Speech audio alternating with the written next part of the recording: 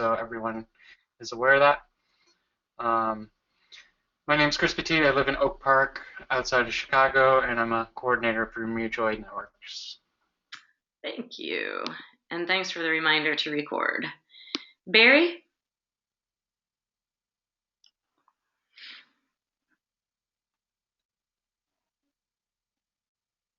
So it might take a moment for us to hear from Barry. Caroline, you're muted on your end. Would you like to introduce yourself?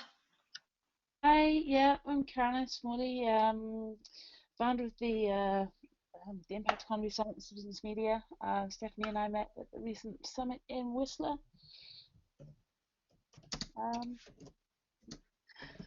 Yeah. And do you have any particular goal for this meeting, or just learn? Wanting to learn, wanting to see where the connections lay, and basically continue to be inspired about ways that we can better support each other. Great, thank you. Keith. Hi everyone, my name is Keith. I've met Karen and Stephanie. Why don't we work together? So my name is Keith. I'm from South Africa.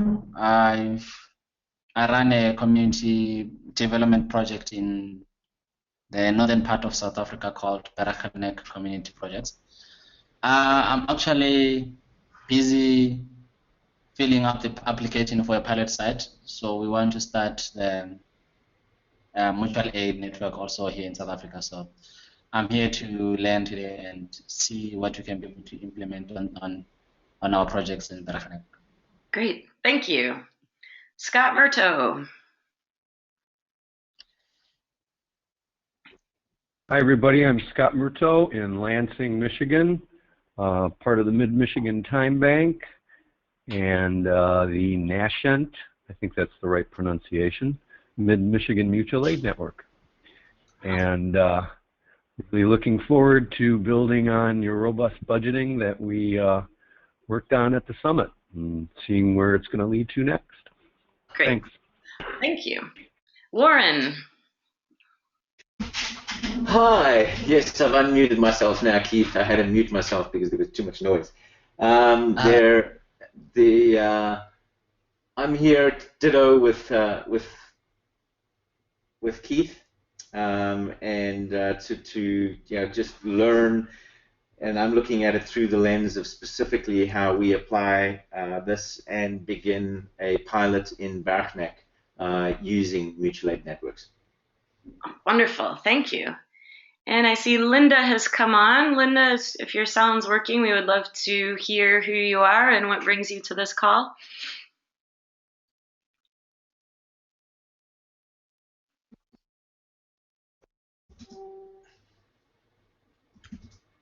Linda? All right, it looks like Barry's sound will work now. Barry, would you like to introduce yourself? Hi, I'm Barry, and I'm in Chicago, live and work right near Chris, and I was at a small part of the summit, and my purpose in attending the call is to maintain connections with Stephanie, Chris, and all of you. Wonderful, thank you. Linda? Oh, sorry, go ahead. I'll say a word more about what I'm doing. Okay. Right now, I'm focusing on the west side of Chicago, which is a very impoverished area, and there's an incredible need there for pulling people together through time exchange. Thank you very much. And Linda, it looks like we'll be able to hear from you. Would you like to say who you are and what brings you to this call and where you are?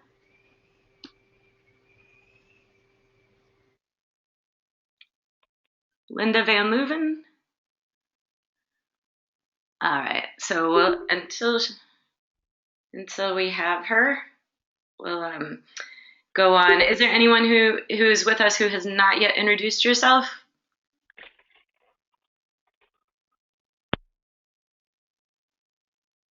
Okay. I think that's a no. So I'm going to give us a little bit of context, and anyone is welcome to jump in at any point, but I'll especially be looking to Chris to help me just make sure that this is clear and understandable. So first, I want to just give a little bit of context to what we're doing here today. So the vision of mutual aid networks is that we come together as a community of people around a particular goal, and it doesn't have to be an altruistic goal. It can be a goal that's just about us supporting each other to do what we want with our lives. Or it can be anything. It can be to help out our neighborhood. It can be any size, any scope, but you come together around a particular goal and you form a mutual aid network, which if you do it in the legal structure that we've set up, it's a type of cooperative that has more core principles than standard cooperatives, and the core principles are based in governance of the commons and time banking and cooperative principles. And your group of people comes together and stewards time exchange and shared resources and other forms of mutual credit or complementary currency and pooled money.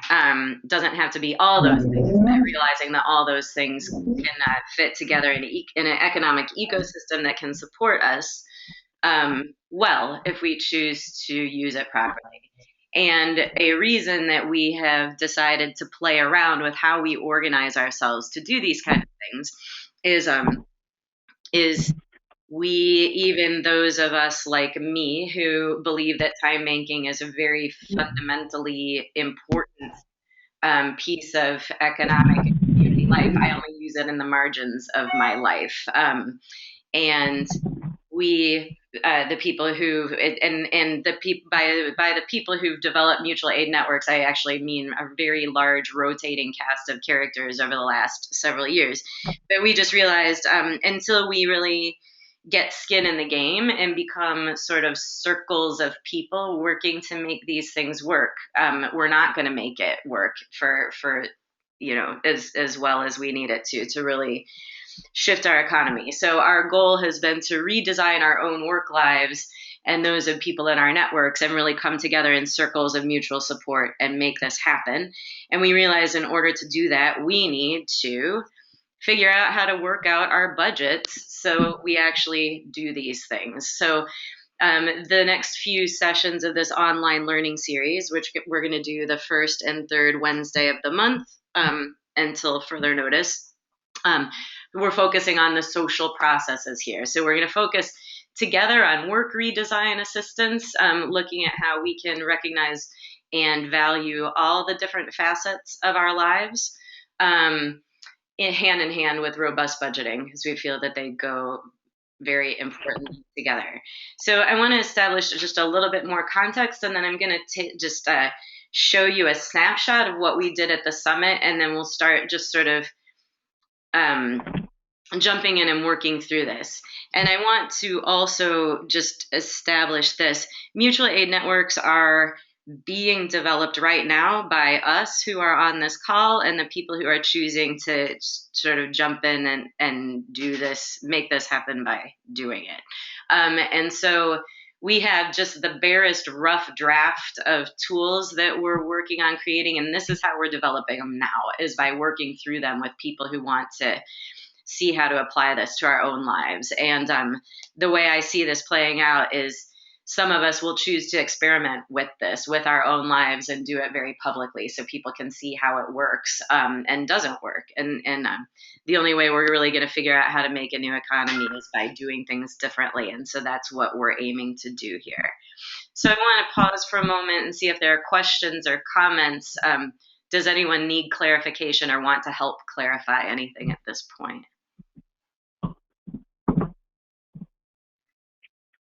Okay, so I want to go into this bit about types of work because I think it's a really important piece with the robust budgeting to think about the types of work that we do. So I met a woman named Ann Snick in The Hague at the second Complementary Currencies conference when we were presenting, and she had done a lot of very interesting work. She had a team of people working with women from around the world, especially in low income situations, but just really studying work, and really boiled work down into 5 essential types of work in our current, well, I guess, yeah, 5 essential types of work. So one is productive work, and that's what you do to meet the material needs of yourself and your family. So usually when people talk about their productive work, they're talking about what they do to earn money that pays their bills, but it can also be things like making clothing or growing food, building your house, anything that meets the physical needs of you and your family. Then there's collective work, which is the work that you're doing for your community in your neighborhood. So I'm going to leave it at that, and if people want more clarification, you can ask for it. Care work, which is caring for subsequent generations or pretty much anyone who needs it. So elderly, infants, people who are ill, people who have a disability, care. Self-work, which is our investment in our own skills and talents and personal development. So for me, that can mean practicing piano. It can mean, for anyone, it can mean meditation, mindfulness. And then the 5th type of work is, she identified it as something that's needed in our current context. I could see it in a lot of different ways, but she calls it keeper of the balance, which is partly responding to the fact that our current economy only really values, in my opinion, really values one of the fundamental types of work, which is productive work. She identifies that sometimes it values self-work also. But keeper of the balance, I actually have just come to see as resource linking.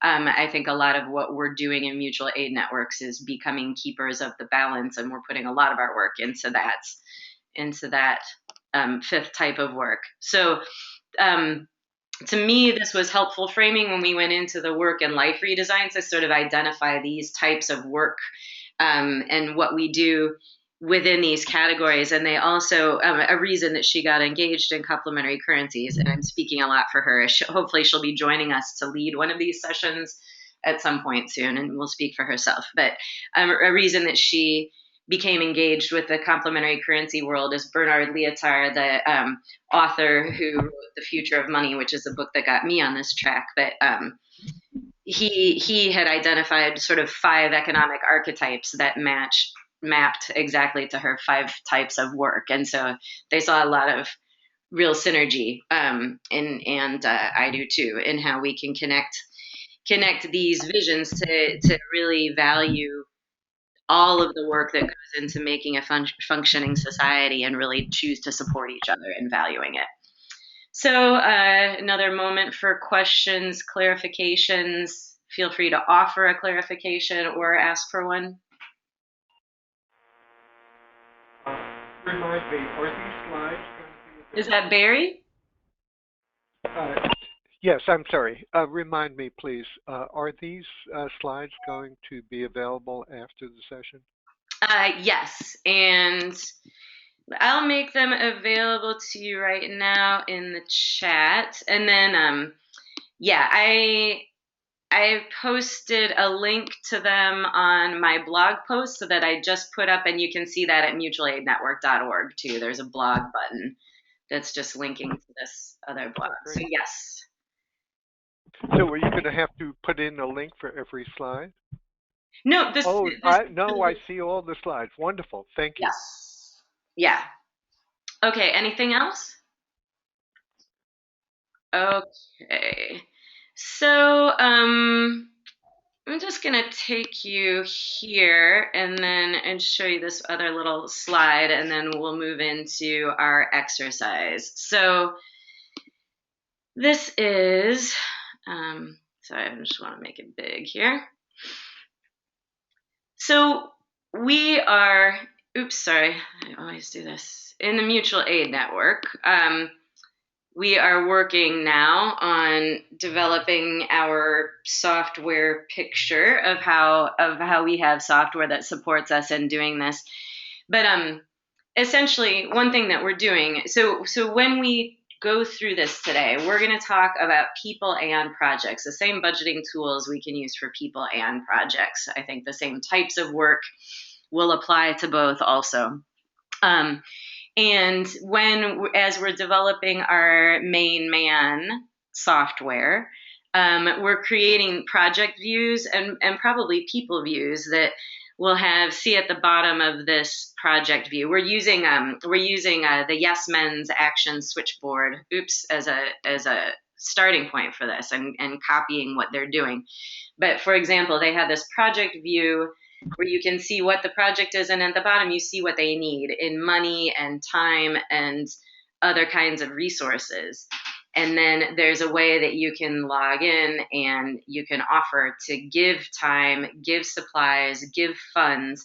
So we want to create this connected with a marketplace that is also exchanging all kinds of broad-based resources, frequent flyer miles, various forms of mutual credit. We've already been talking about having a form of mutual credit that's just the many, MANY, where you can say, I can exchange this many worth of whatever, this many meals, this many miles, this many nights, a homestay, or just to really have a broad base of resource exchange. And then one thing that's very nice about this, going back to this project view here on the left, is you can have a progress bar to show how close you are to getting your various needs met. So our vision is that you can go to the main man site in Weezer, find projects that interest you. Whether or not you're a member, you can go and donate money to projects that interest you. And so people can sort of have an ongoing crowdfunding platform for your projects. But then you can also join and become part of this resource sharing and exchange network and contribute time and goods and take and also receive those kinds of things too. So the idea is just ongoing patronage, ongoing crowdfunding, ongoing mutual support, always being able to see the needs and offers of individual projects and how they might map to yours.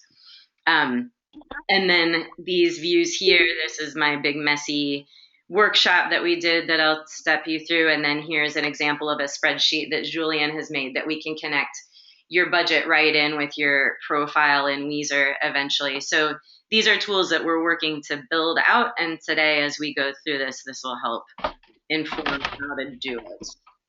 Question?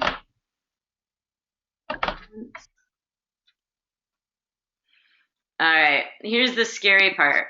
We're going to go to this spreadsheet and try to talk through how it maps to what we did in this exercise.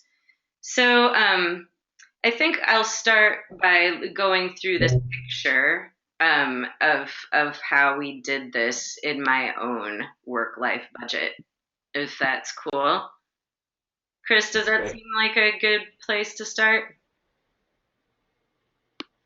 Yes, that does. Okay. Oops, sorry. I'm having a little mouse trouble here. Okay. So what we did in this workshop, and I will say this was shockingly fun and uplifting. So I started off with a couple of caveats. One is, I stated a few needs. So one of my needs is I really need help with things like this. I hate doing budgets. I don't tend to do it. I don't really think in numbers very easily. So that was actually one of the things that was very refreshing about this, is just to do this with a group and get the help putting the numbers to things. But we broke it down into as essential of elements as we could think of and tried to be very as granular as possible. So and we tried to make the categories so they could apply to a person or a project. So my budget lines are food, space, wellness, transportation, utilities, care, creativity, leisure, goods, education, help. Let's see, what's this? Investment in the future. So if you're putting money in savings or investing in your education, repair and maintenance, giving, so giving to other groups or individuals, and then miscellaneous. So those were my categories. And what we did was then we wrote down what my expenses are currently in each category. And I've just gone and just started plugging this into the spreadsheet form that Chris made. So that's not finished yet. But one thing that I realized that I did not do is my expenses are pretty low. And you'll see that when you start looking at this, I put my real expenses as close as I could. And my expenses are pretty low. And a reason that they're pretty low is that I already used some of these things. And I didn't record in my current budget what I already get from time banking and sharing and things like that. So I will go back and do that.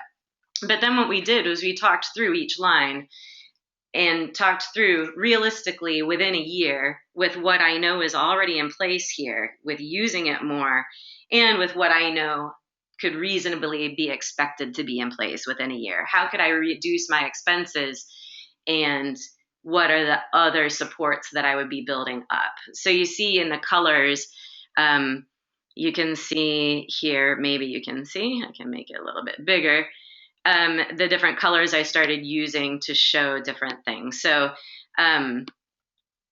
like as I replaced in utilities, for example, I had $300 in utilities per month, and then I realized I could replace some of that with 5 time bank hours per month, working in an energy co-op and whatever this orange thing is, something about cheap or something. And there's some other, let me see.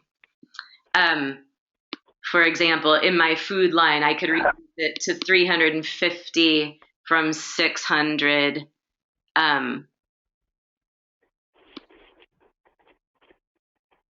By taking advantage of a swap that we're working on creating. So we are working on making a CSA drop point, and also Front Yard Gardens projects. I'm putting food into the swap.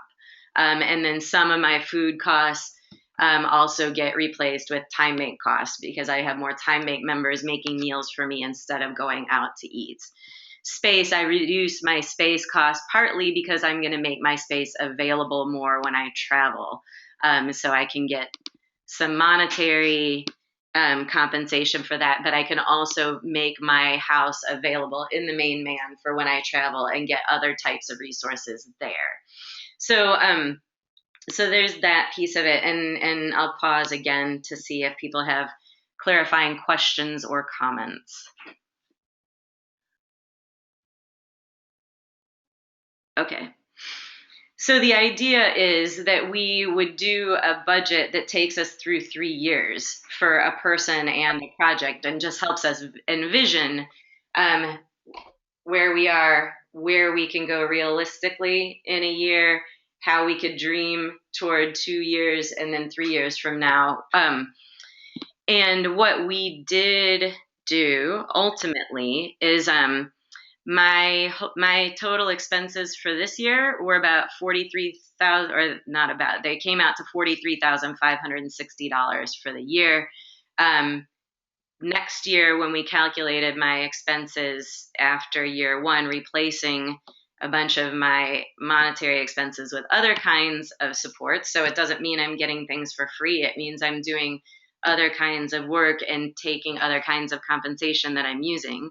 But we reduced my monetary expenses to $27,300, which was a savings of 37%.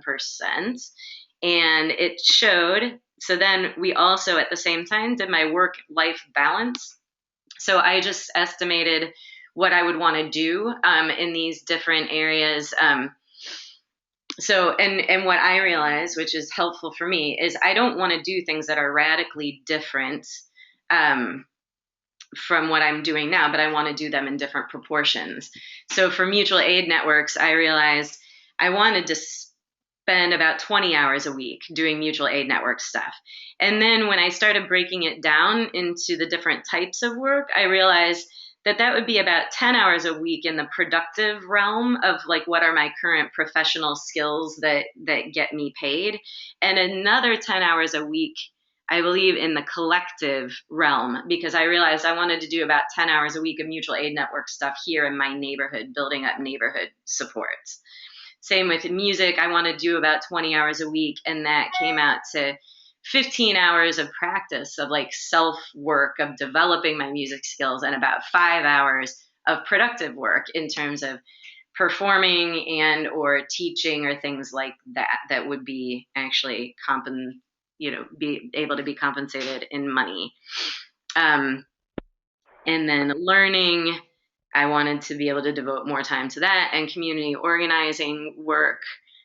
So just really breaking that down, and then realizing, so one of the things that we want to play with in the main man is how we acknowledge these kinds of work, especially ones that we're really not used to exchanging, like self-work, that there's no room for that in currently construed time banking.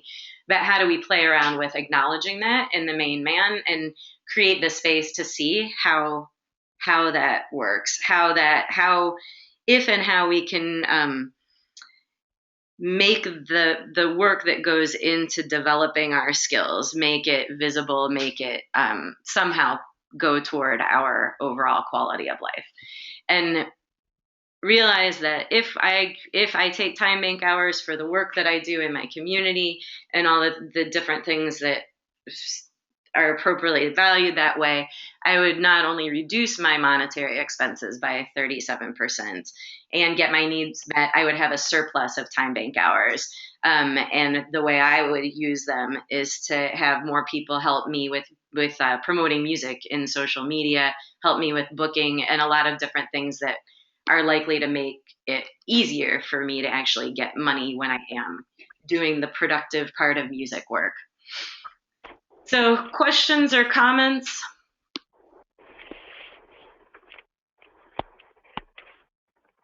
And then Chris actually reminded me, one of the ways that I reduce my expenses in the utilities line is people helped me find a cheaper phone plan.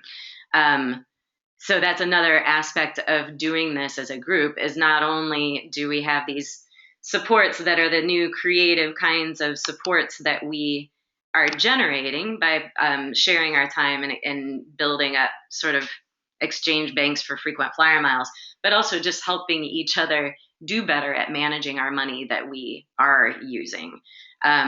Same thing with one of the categories that we have in the budgeting sheet, and Chris, I added this into the spreadsheet, is the savings pool category. So an example of a way that I would like to use savings pools, we have astronomical health insurance expenses, and they're getting higher right now. People's premiums are going way up. And so perhaps we can create a savings pool so people can tap into it for lower level healthcare expenses and then only purchase catastrophic coverage, for example. So I see that Chris lost audio. Did anyone else lose audio? Can you all hear?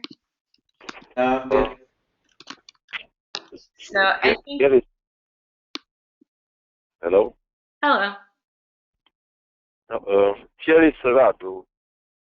Do you hear me? Yes. Yes.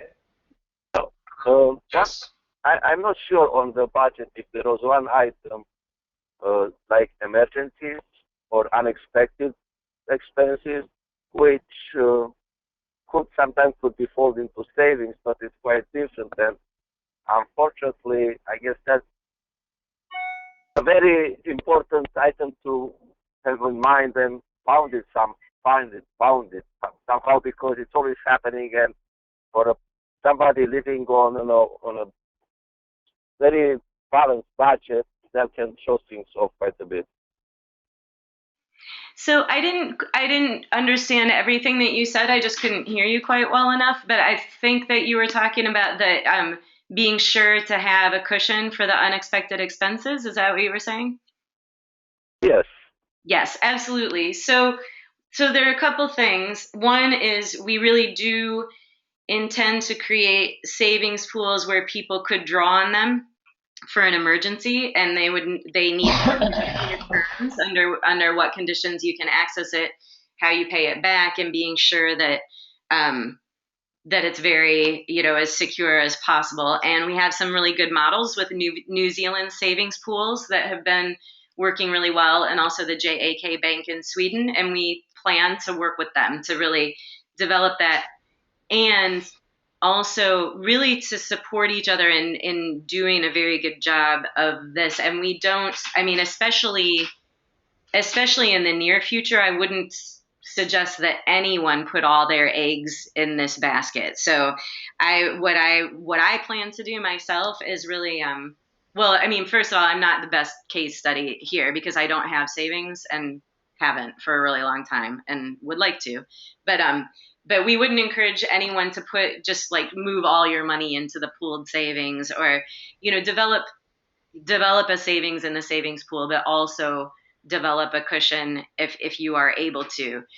For a lot of people, a mutually supportive cushion is going to be the only cushion that they've ever had. But we would really encourage people to develop what they can. And an example of how this vision first came about actually is in a neighborhood where people don't have a lot of economic opportunity. And what we had created was a vision where people would start saving or do an energy conservation program and start pooling some of the money that they'd saved on their energy, but also open individual savings accounts. So they would put some of their savings into the pool and some of their savings into an individual account. And the whole purpose of this is to really support each other to have as much security and interdependence and good quality of life as possible. So we want to really use a lot of good financial management strategies to support each other. Does that help answer the question that you had?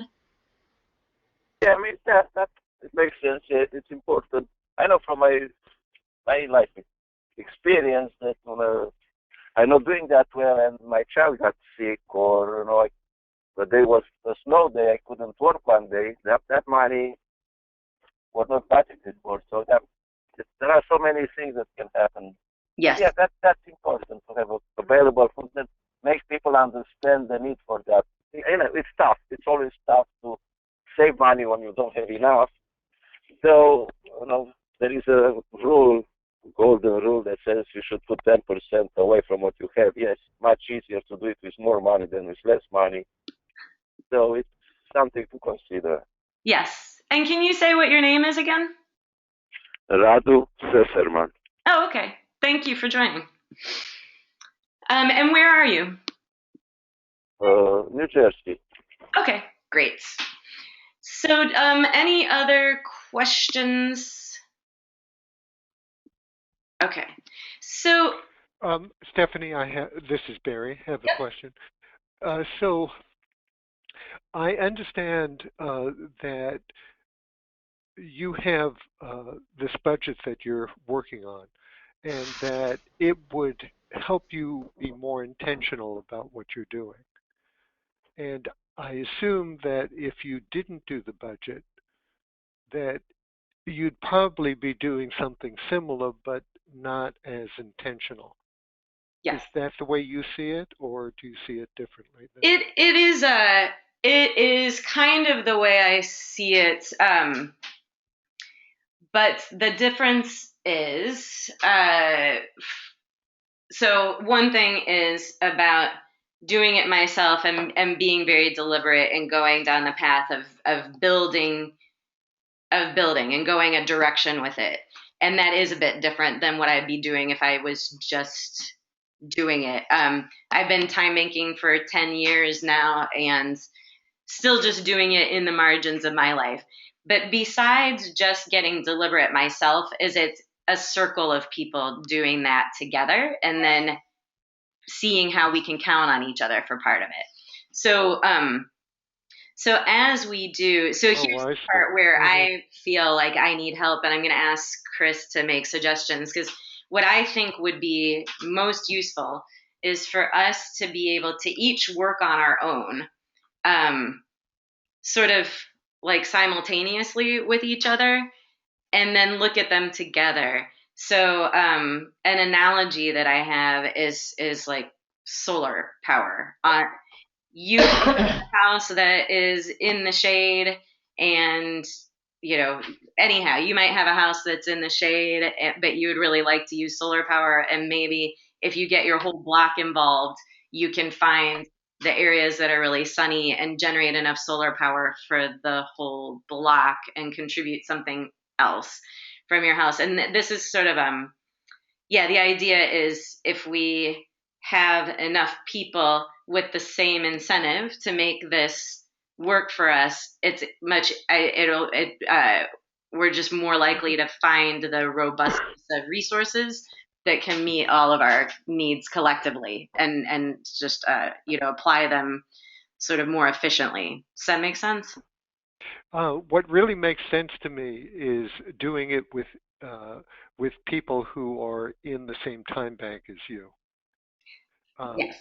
For you and I to do it where it feels like I'm using one monetary currency and you're in a different monetary currency, in the sense that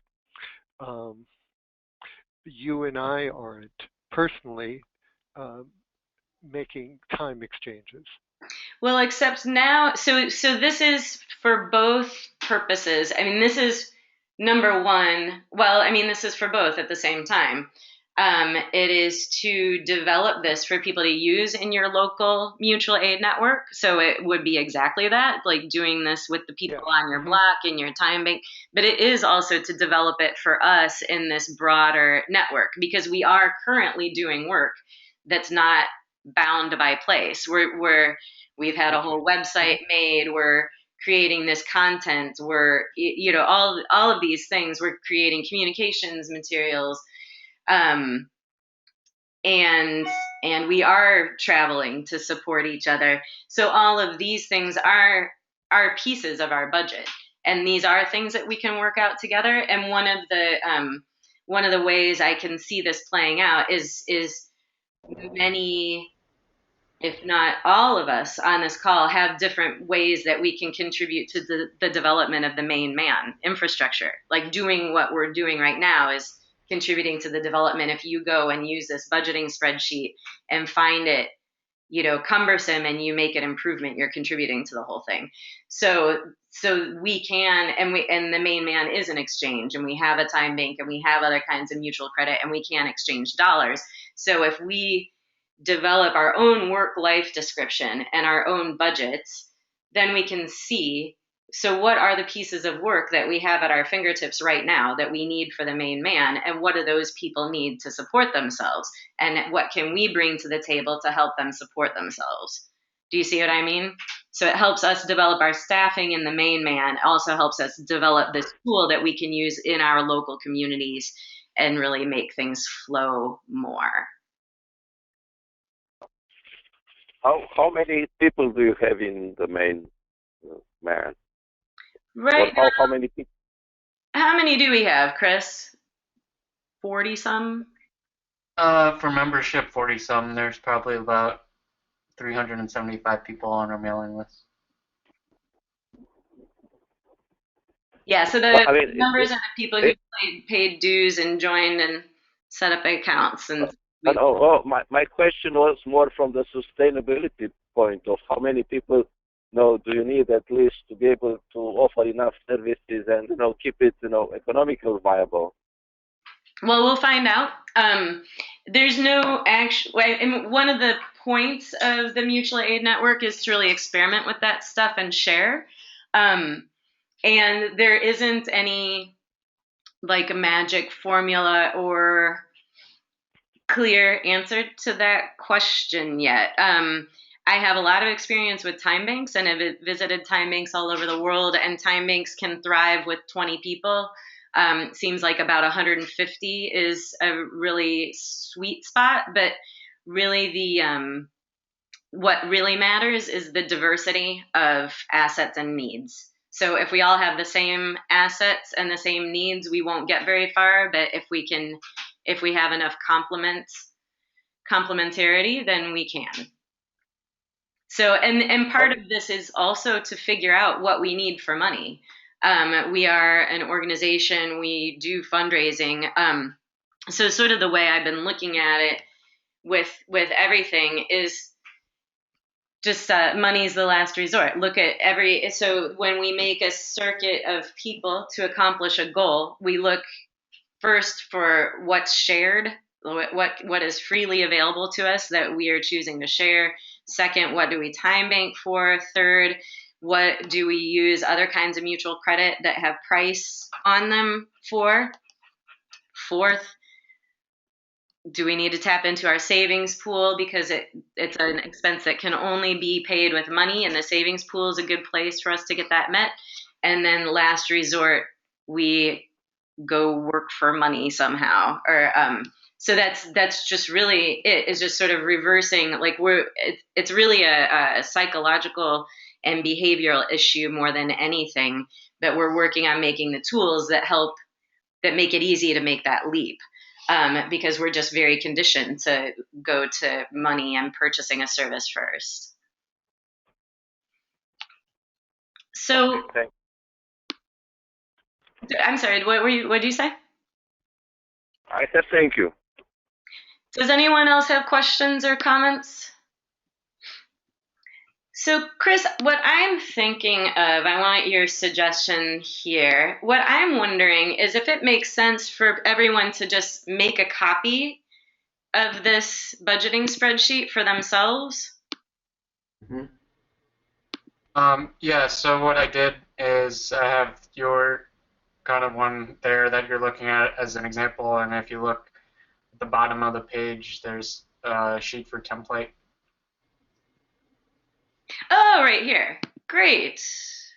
And so people could download this and do their own. That would be great. Do you want them to download it or copy it and share it? They could copy it and share it as well. So I would like to invite each of you to, do you each see where this template tab is at the bottom? Yeah.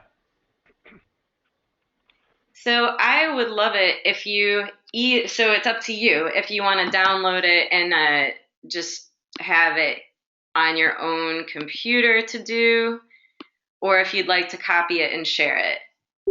And you don't have to share it right away, but if you did decide to share it, I'm just checking this last thing. If you did decide to share it, you could show it to us on the next web meeting. So what I'm thinking we could do, if you want to do this for yourself or your project, which I hope that you do, I'm thinking we could just spend the next 10 minutes talking through it, like seeing if anybody has like questions about yourself. Just have you throw out some ideas for yourself of what do you want to do for work. What are your expenses currently? We could brainstorm about how you could reduce them in a certain amount of time. We'll come back to this next week, and what I would like to do is see if there's any one or two people who want to sort of be examples and work through it some more. And here, let me paste another link. So Stephanie, in 2 weeks' time, right? Yeah, 2 weeks, I'm sorry. Just wanted to make sure nothing had changed. No, right, I know, it's changed, just I have no sense of time. Hi, Kate. Hi, I'm here. What were you saying? No. Okay. I'm here. I'm listening. So, Stephanie, the part that, this is Barry. Yep. The part that most interested me was the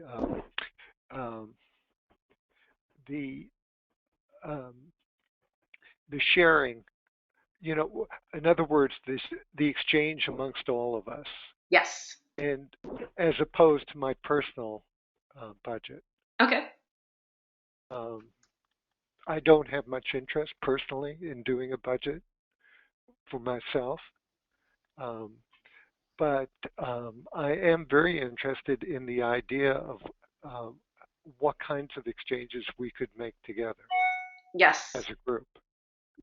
And I wonder, and the topics may be the same, but they may be different. So What do that's you mean my, by the topics, like the categories? pardon me? Yeah, the category, the rows.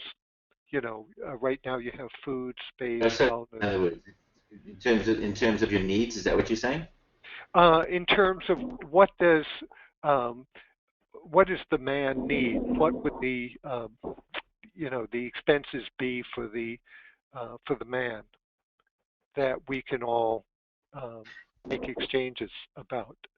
Yeah, so that's great. That's a really so I have been thinking that we could do this, use these same categories for a project or a person. Um, but we could use the main man as a project. And I've also been wanting to put in the Man Up Summit what our expenses really were into this same format.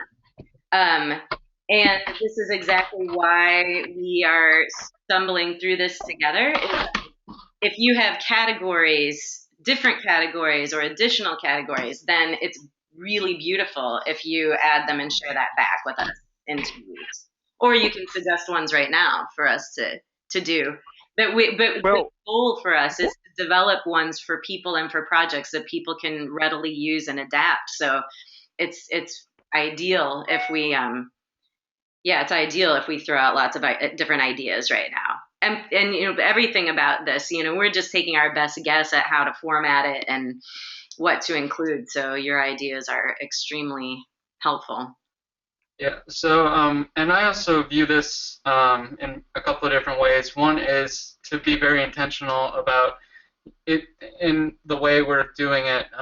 Expenses and income are also like offers and wants. So looking at where, if you scroll down, Stephanie, to the income, and it shows the different productive work, collective work, self work categories. Like, what are your availability for things like giving to your time bank, and what skills are those? And this is a thinking process to help people realize what they can give a value to those different segments, or what can you do for mutual credit as services. So I think it's important to look at the individual level as well as the collective, but also we want this spreadsheet or this tool to be used by the pilot sites for their projects as they start planning for what their needs will be, to make a specific pilot site viable. And so, they'll be experimenting with this as well. But I think and the main man will also be going through this process as it's dealing with its budgeting and strategic planning. So one of the things, excuse me, one of the things that I see happening as we do this as a group is kind of exactly what you said, determining our staffing capacity and needs. So what I am thinking is likely to happen is, when we're writing down the kinds of work that we have to offer, some of it is the kinds of work that the main man or our local efforts or both need. And then we look at what everyone's needs are for their quality of life, and maybe and that's part of what we're working on doing, is creating sort of a formula and process. So maybe what you're able to get in compensation for the kinds of work that you offer is a little bit different than what you actually need for your expenses.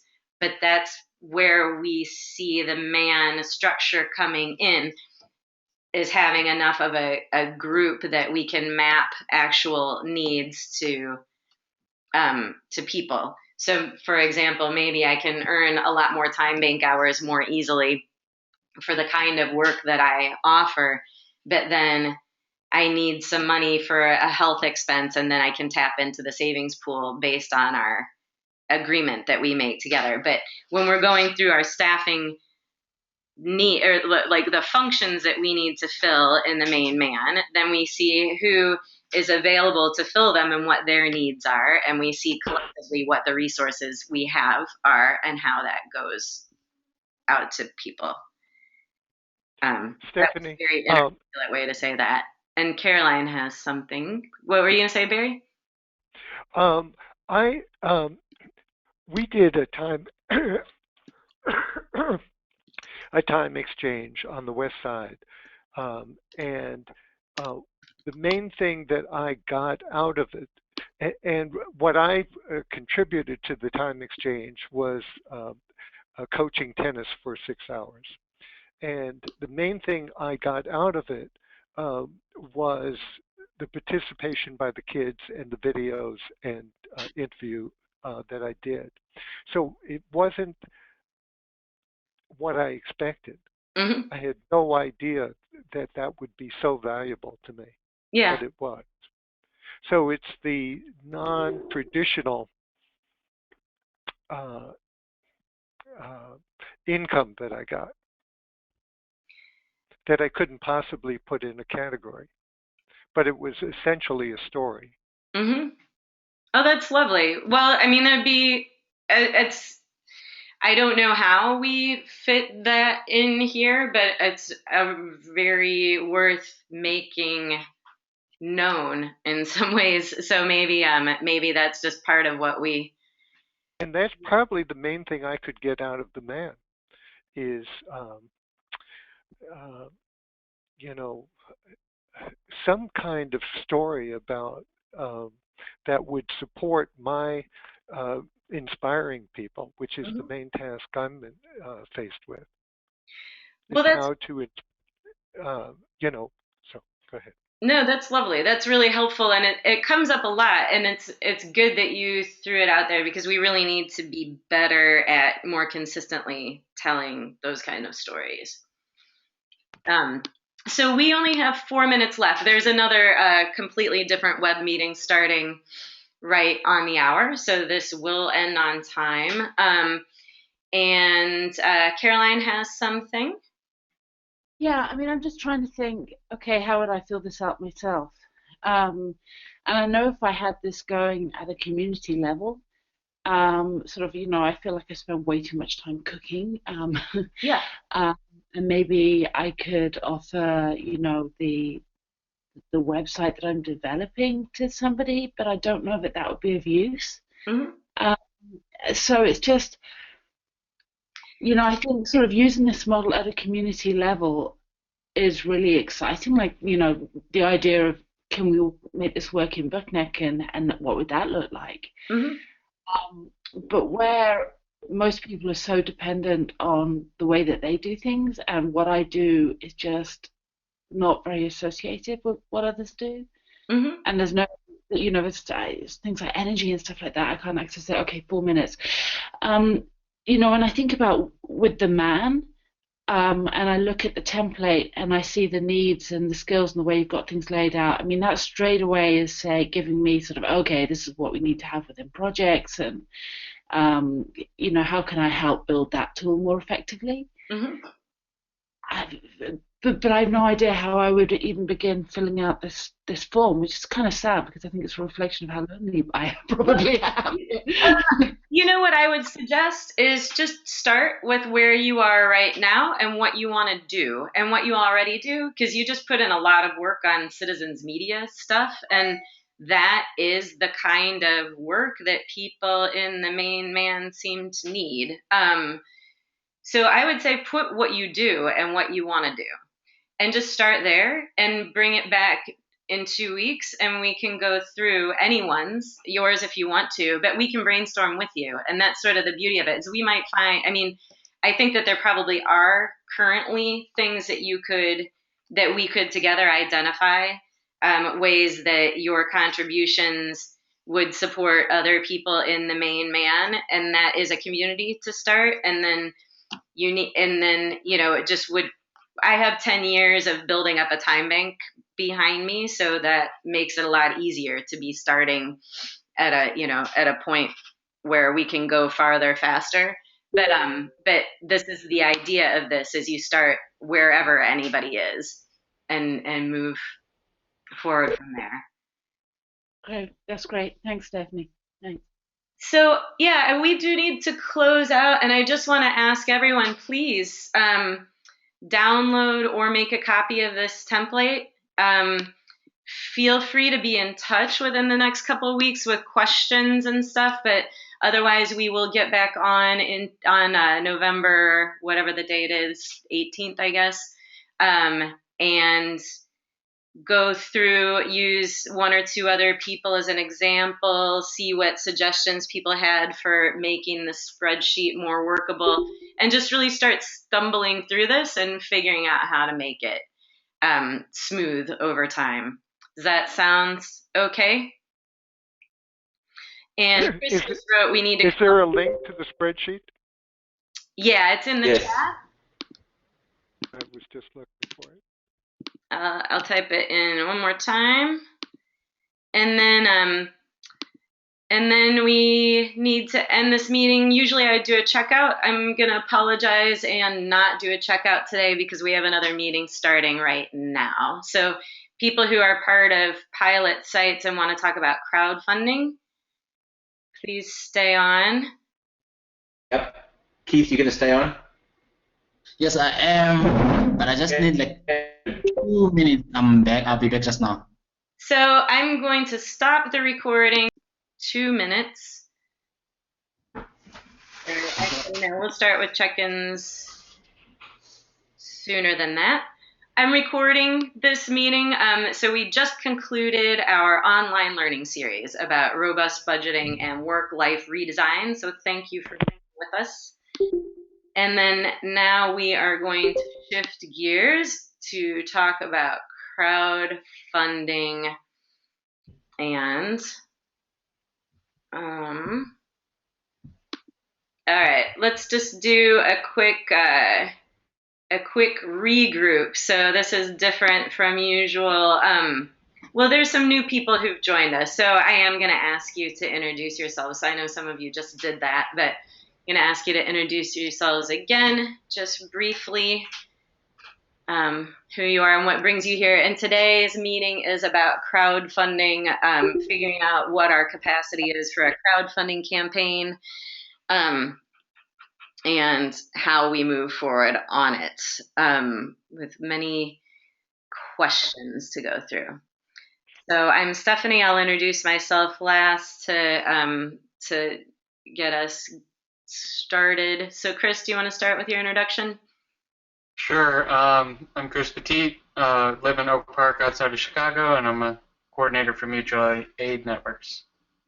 Thank you. Barry?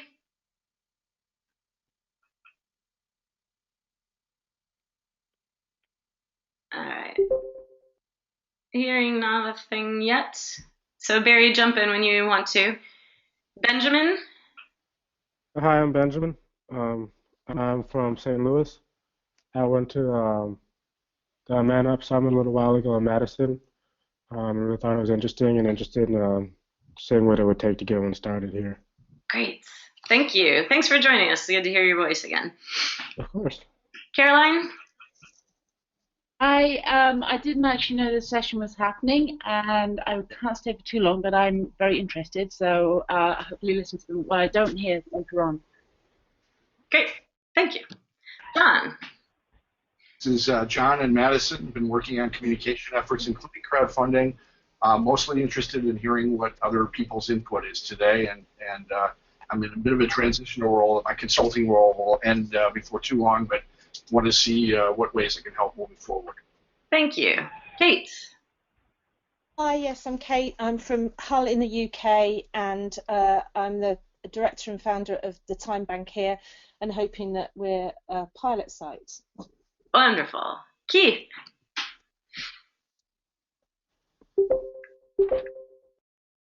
Keith? All right. Hello. Hello. There he is. Are you back, Keith? Okay, I think Keith was taking a break between meetings. So Lisa, can you introduce yourself, please? Hello. Hi there. My name is Lisa, and I worked with Chris many years ago, and he thought I might be able to be of help to your efforts here. I just moved to Madison a couple days ago. Wonderful. Good to kind of meet you. I look forward to meeting you in person soon. Scott Murto. I'm Scott Murto from Lansing, Michigan, Mid-Michigan Time Bank, Lansing Makers Network, and the soon-to-be forming Mid-Michigan Mutual Aid Network. Awesome. Tammy. Hi, everyone. I'm Tammy Lee Meyer. I live in Vancouver, BC, and I had the honor and pleasure of meeting Stephanie at the Impact Economy Summit, and I'm looking forward to participating. Great. Thank you for joining. Warren. I am here to, along with Caroline and Keith, to really hope that we get Bergnet in as a pilot project, and so want to learn about how we do that, what do we need, what are the steps we need to take, and get it off the ground. Wonderful. Keith? All right. And Julian, would you like to introduce yourself? Yes. Hello everyone, I'm from Paris. I'm Julien Dussart, as a software designer at Weezer in Valeureux NGO. Wonderful. Thank you for being here. All right. Do we have Barry or Keith? I don't know what happened to Keith. Yeah, I think he said he was going to take a break between the two meetings, so when he gets back on, we'll have him say hello. Anyone else who hasn't introduced yourself yet? This is Hassan Batts with the Neighborhood Health Centers of the Lehigh Valley. Hi. We put in an application to be the mutual aid network of the Lehigh Valley, and we're just excited to be working with you guys and learning about, what the possibilities are. Excellent. Thank you. Here is Radu. I am in New Jersey. I just joined the main man a few months ago, and I like to, to get in touch with the person just before me. I couldn't get his name, but in Lehigh Valley is not too far from me. I'm in Central Jersey, so maybe we can, join forces here locally. Definitely, we're neighbors. We need to connect. Yes. So I'm not sure how we can reach each other. I'll make sure that you have ways to contact each other. You can type your email address in the chat if you. I'm on the line actually. I'm on the phone. Oh, okay. Me too. Oh, okay. I'll see. I don't know if I have an email from Radu, but I'll email both of you. Find a way. I'll email both of them. Great, thank you. Thank you very much. And Radu, do you know Tim Dalton? You have another New Jerseyite, New Jersey. Yes, I talked to him, but he couldn't. He didn't answer back to me in a few months. So I'm not sure where he is right now or what he's We'll doing. get you guys in touch again. He's been helping still. So, anyone else on who hasn't introduced yourself? I just got on. This is Julia from St. Louis. Sorry, I am a little bit late. I was running from another meeting. Great. So happy you could join us. So here's the situation, and I am just going to ask for help navigating this conversation. So we have a number of pilot sites who have put in applications, who are about to put in applications. Looks like we'll have 6, 7, or 8, which is great. I had always dreamed of starting with 6. And let's see, I think that we still might be waiting for Bear Neck and St. Louis applications, and that's cool. We are very happy to receive your applications whenever you are able to put them in. We have a board meeting today for the main man, and the idea is to officially accept pilot applications at that board meeting. And the reason we wanted everything to be nice and official is because we thought we would launch a crowdfunding campaign then. So that's been the plan. One of my questions is really doing a reality check, seeing if we can be ready to launch a successful crowdfunding campaign. So our plan has been to launch it next week and go through the end of the year, taking advantage of the fall fundraising season, and the fact that we all need some money to launch. So the idea has been to raise some seed money for the pilot projects that are official now, as well as the main man. And we have some conversations and vision of how to do that. We have this document that people have been working on. And there are some things that we need to know that we have in place in order to be able to pull that off. I do want to say just a couple more things before turning it over to the rest of the group, because it just may or may not be helpful. But I just want to, I'm going to just pull up these notes. Okay, oops.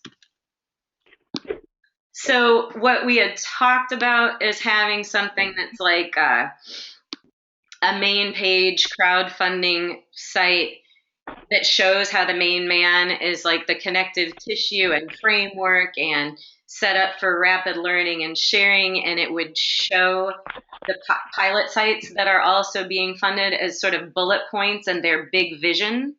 And then each one of those would link to sort of a subpage for that pilot site, which would go more into what actually that pilot site's going to do.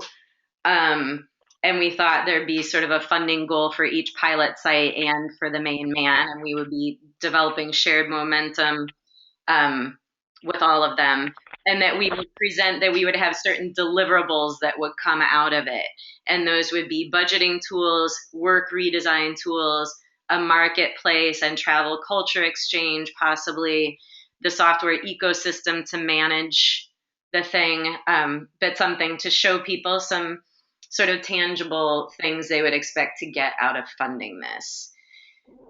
So that's kind of the overview of what we have been looking to do. And what I'm thinking we do today is really get a handle on what we have toward that, what we need toward that, really do a reality check on, do we have what we need to do something that would be as successful as we need it to be, and what does that mean? How successful do we need it to be? And I see we have a couple more people on, so I want to stop talking anyhow. So I'd like to have Michael introduce himself and anyone else who hasn't had a chance yet, and then sort of turn it over to the group, maybe Chris at first, to see how we want to proceed with the discussion. So Michael, can you introduce yourself?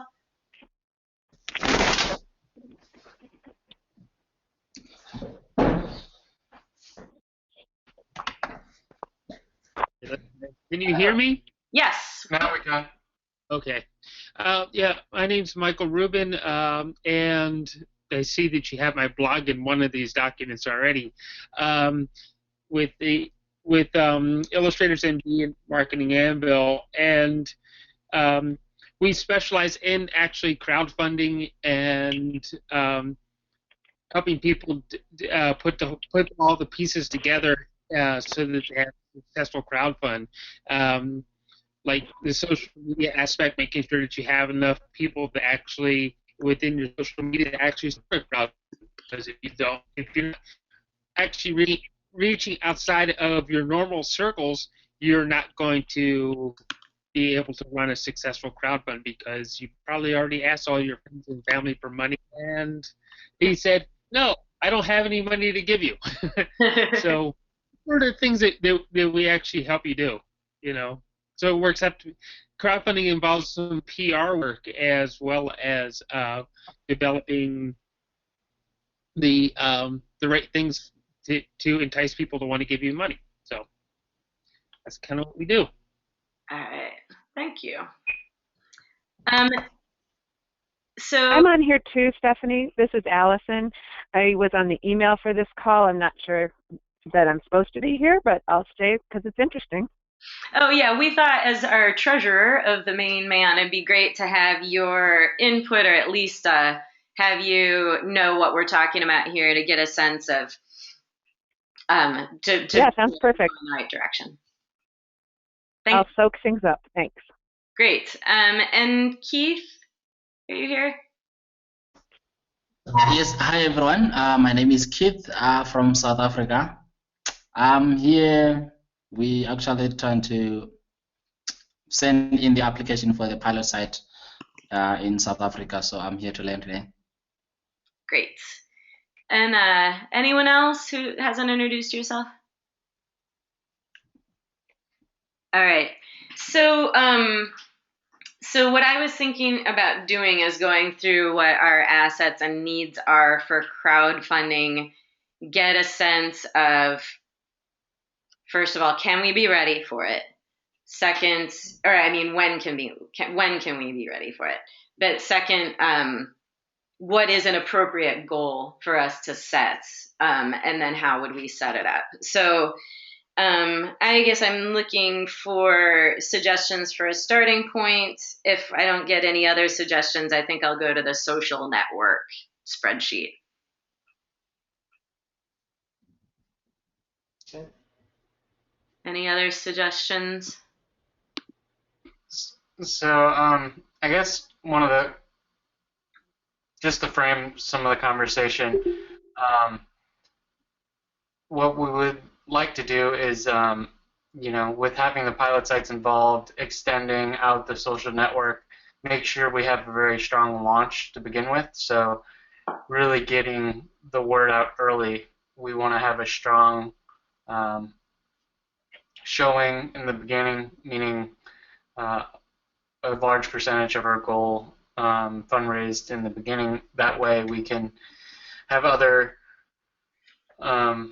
you know, social media and possible newspapers, those sorts of publicity and marketing agents together. And I think it's important that we have a unified message to go out. And so some of the messaging would be helpful to work on together, and also just having that spreadsheet is a good resource so people can talk about and think about what contacts they have and what networks they could extend the message out to will be helpful. So, and then also we're thinking about you know, different levels for having people give at different levels and what those kind of swag items would be. So we're also looking at using a service like Cafe Press or something like that to provide some things like T-shirts or stickers or something like that, but also reaching out to people that are on our advisory board. So some have already offered books and the like. So if you have connections with people that would be willing to provide items like that, that would be helpful from the pilot sites. And then we're also talking about fundraising. So if you have funders, we're talking about doing a briefing meeting with funders and asking for donations, which could be within the crowdfunding campaign or separate, but also involved in this initiative. So I just wanted to touch on that. And then we're partnering with credit unions, so I'm not sure if people have relationships with credit unions in their area. So bringing them on board as supporters of this initiative is also helpful. So that I'm throwing out a lot, so hopefully that's not too much. That's great. Thanks. This is Scott Murto. I'd just like to second everything that Chris said, and I'm going to put a link in the chat to some background documents on some research on crowdfunding I did a couple of years back. And the most important points that are contained in those HTML documents are what Chris said, that it is so crucial to have everybody in our social networks know that it's going to be launched and lay all that groundwork in multiple communications so everybody knows what's going down or what's coming up and going to be emerging on launch day, so that on launch day we already have everybody in the network, you know, anticipating that launch day, so that, we have an initial huge surge, and it creates a buzz, and that's what builds momentum, because people want to get on board with something that's new and substantial and exciting and growing, and that just builds its own cascading momentum and can become viral. Also, what Chris said about clear messaging is also critical too. It needs to be something easily communicated, a clear, succinct message, and be something that they've never heard before about, and makes them want to be a part of something that is just totally innovative and new.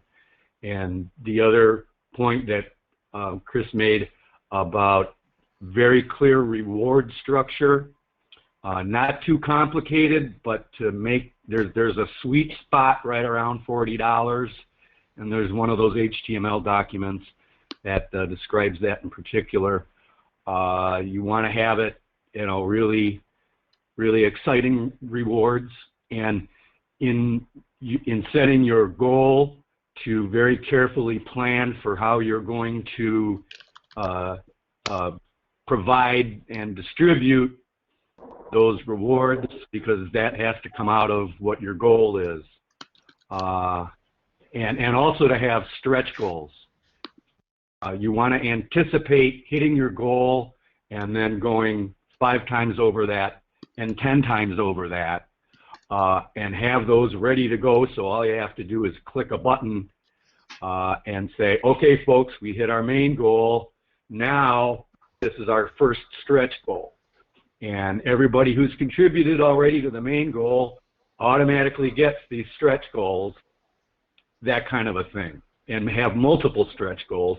And from the get-go, on your front page message, which is also critical, the content and the grab of it, that you tell people, hey, this is our goal, and guess what? We've got some really exciting stretch goals for when we hit our primary goal.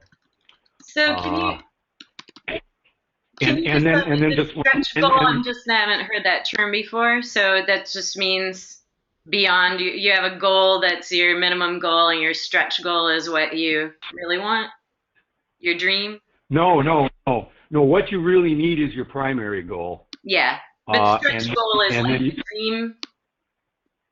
Yeah, cream on the crop, and have a rewards. Well, rewards, and what else we're going to do with that extra money that we get.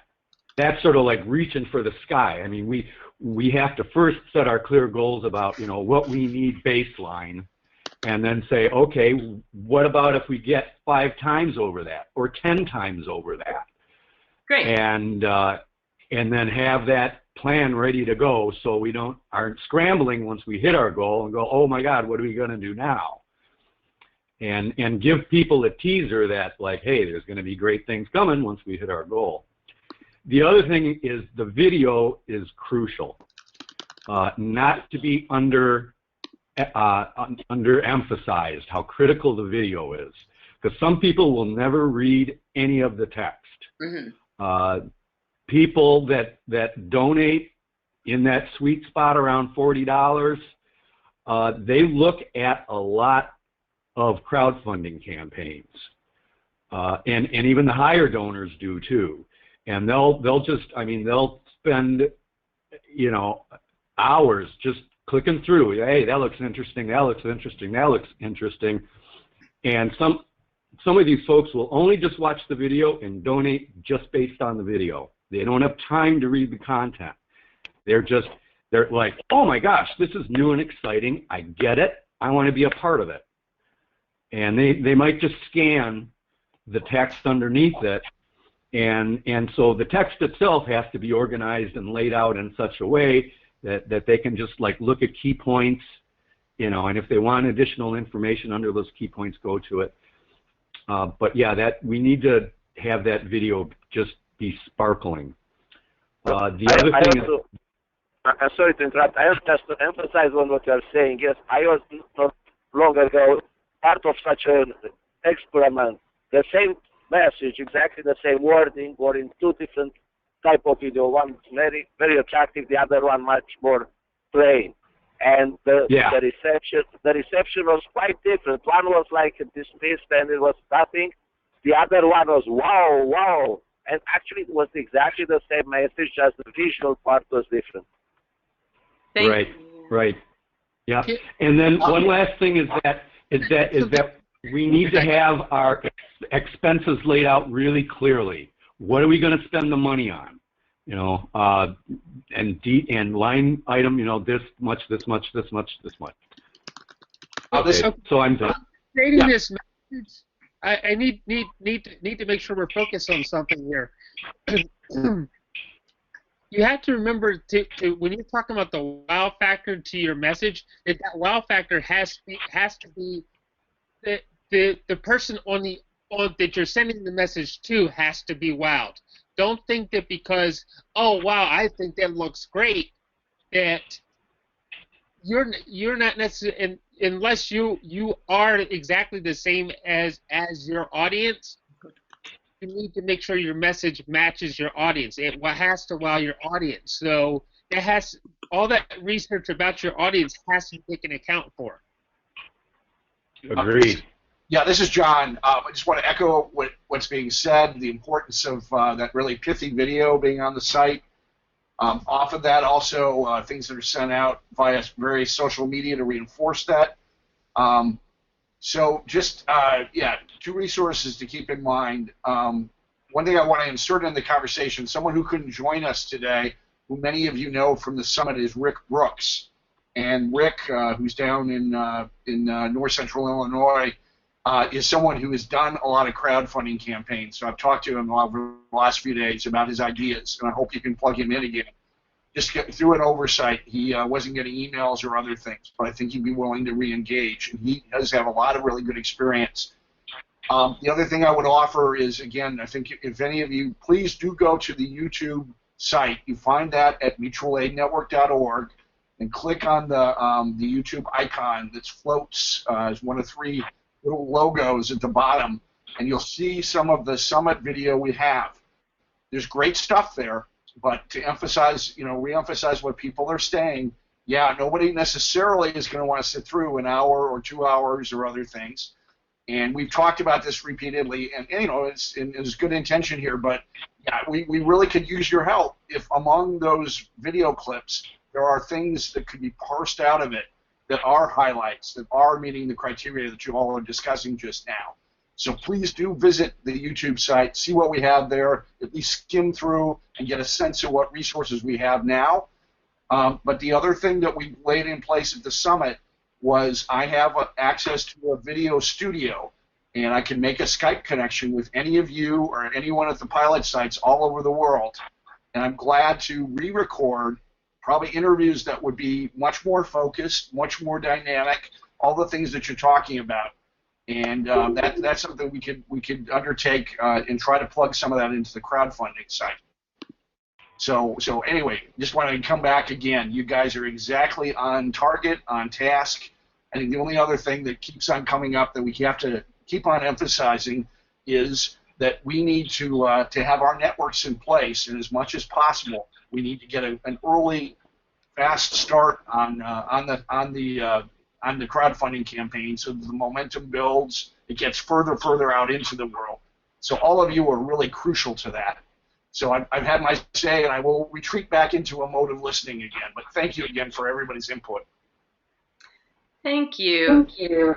So oops, sorry, hang on. I just started echoing. So I'll plug in some headphones. But I shared this link with you.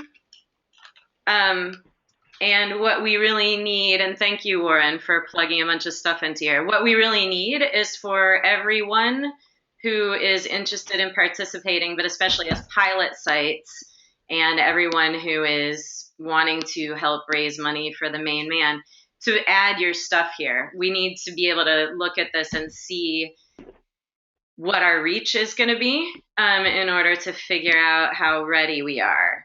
So, and what I'm doing, and I'm, again, really happy for suggestions. I'm wondering, So what I'm doing is I'm logging sort of the assets and needs as we discuss it. So clearly we need a very strong bit of text that's easy to digest. We need to understand how we're setting up the pilot pages, if we should set them up as subpages. We need to have sort of a template that each pilot site works with.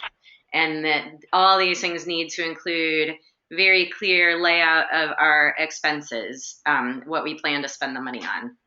Clear sort of premia, clear about what our goals are and what the deliverables are, and then our stretch goals and what we can dream of when we exceed our goals.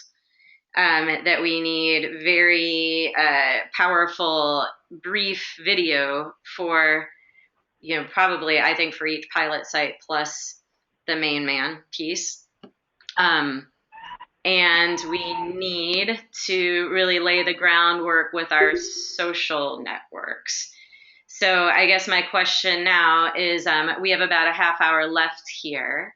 And do you think, so by you, I'm asking all of you, but some of you have more experience with crowdfunding than others. Should we spend some time on plugging in, or could I just ask you guys to plug in your stuff as we talk so we can see what kind of social networks we're working with? And then we need to evaluate what our capacity is to get these videos made on the time frame we were looking at. So we had initially talked about launching this Friday, and then just felt that it made more sense to talk about launching early next week. Can we pull that off? Can we have a video by then? Can we reach out to our social networks by then? Can we identify more premia by then? So I just kind of want to keep working through the asset and need list. I'm not sure where to begin. So I'm just going to ask you guys to throw in, what do you want? What do you think? What do you have to offer here?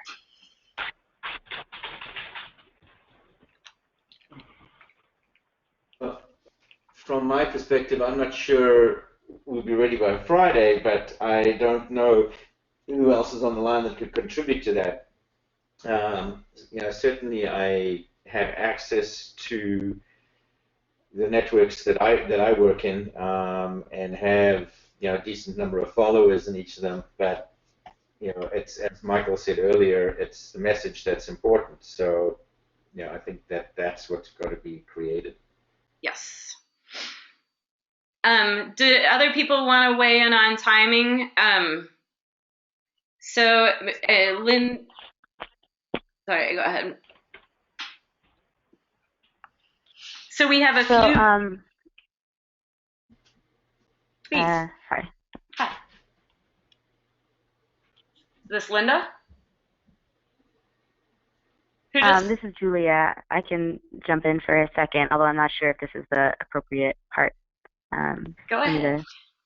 Put this in. So, I really have a lot, and I'm sorry, I apologize in advance. I have a lot more questions than I do answers to this stuff, because and I'd like to hear some advice from the group on what they think the folks in St. Louis should be doing to either step in or step out of this process. So basically where we are at is that we haven't submitted a pilot site application yet. We have a very, very strong base of people in terms of folks who are enthusiastic about it, the people who went up to Madison, really enjoyed the summit, and everybody that we've talked to has unanimously been yes, we want to be a part of that, we want to be a pilot site. Cool. But because our group doesn't really have an internal structure yet, we're still working on a lot of those kind of that sort of slow moving process of understanding how our group makes decisions and who are the decision makers and all that kind of stuff. And so that's stuff that I think is going to take a little bit more time for us, but I'm very optimistic that it'll happen and that we have all the people to make it happen. So given all of that, I'm wondering how here people think we should fit into this. I think in terms of the things that we have to offer, we have very, very wide networks of people, because my organization, particularly MORE, is part of many different kind of social movements. We're part of lots of climate justice circles. We're part of lots of racial justice circles, new economy, different networks across the country. So I think we, at the point whenever this is launched, we could definitely serve in a role of trying to facilitate a lot of those connections.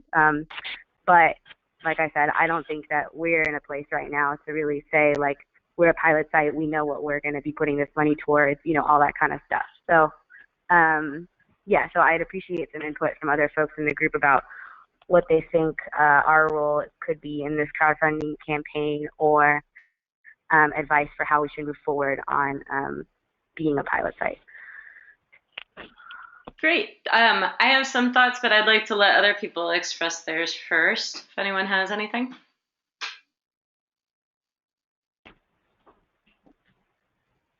Anyone else? Chris, do you have a question?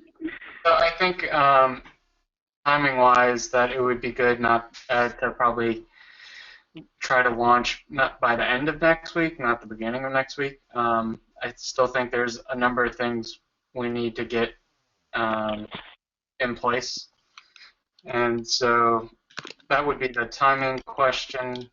Also, it would be helpful, like for the pilot sites, you know, Stephanie listed some deliverables, but I would like each pilot site to come up with what their project is out to cause in their community. I mean, the pilot site applications help with that.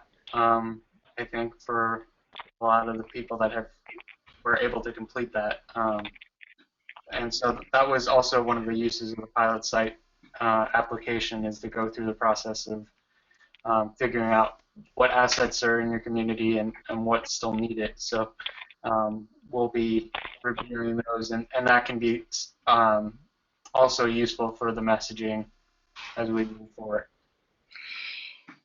Yeah, so my feeling is, I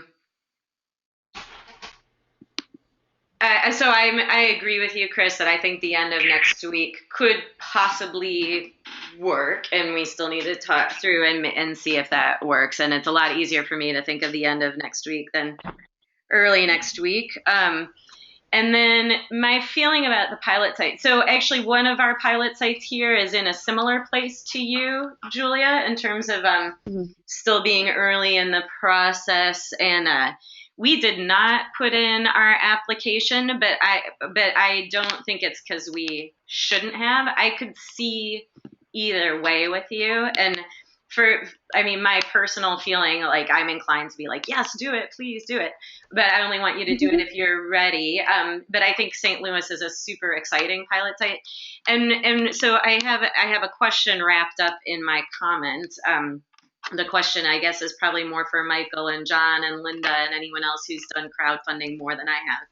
But my comment is, I could see you guys being a really strong one in this campaign and saying that, you know, this is seed money for your process in developing all that. And it fits with our vision, because we want to have people at different points in their process and with different strengths and different needs coming in.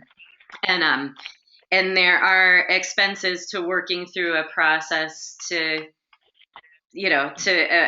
determine all those things, including like space expenses and food for gatherings and whatever kind of infrastructure you might need software wise, and whatever outreach you might need to do. And if you want to, maybe part of what you would do as a deliverable is put on your own summit to bring in more partners locally. So those would be the kind of things I would think through about if you want to evaluate whether you would want to be part of this campaign.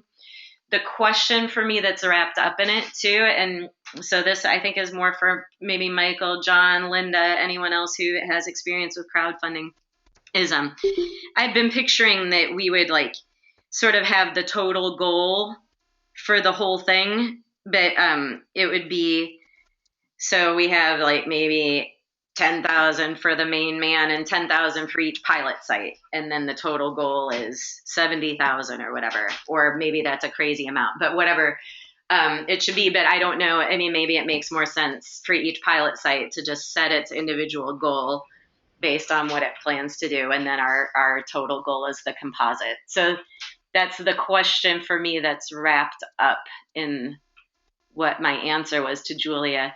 But do people have other perspectives on Julia's question about St. Louis as an early stage pilot site, or do you have thoughts about the different goals for pilot sites and the main man.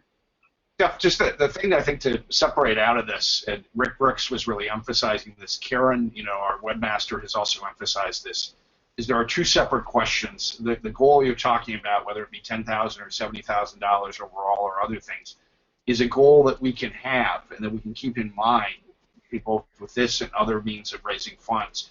But it's not necessarily the amount that belongs as the goal on the crowdfunding side. So again, I think the thing we learned in retrospect, where we raised roughly $5,000 of our $10,000 goal, is if we could turn back the clock, we would maybe specify a $2,000 or $2,500 goal. To a certain extent, placing the bar high, is an incentive. It's like that thermometer that they use in the United Way campaign. You want to have people invested in having you reach the top of the thermometer.